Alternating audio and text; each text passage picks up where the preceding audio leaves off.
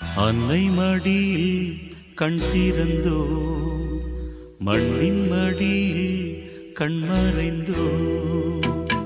அன்னை மடியில் கண் திறந்தோ, மண்ணின் மடியில் கண் மறைந்தோ.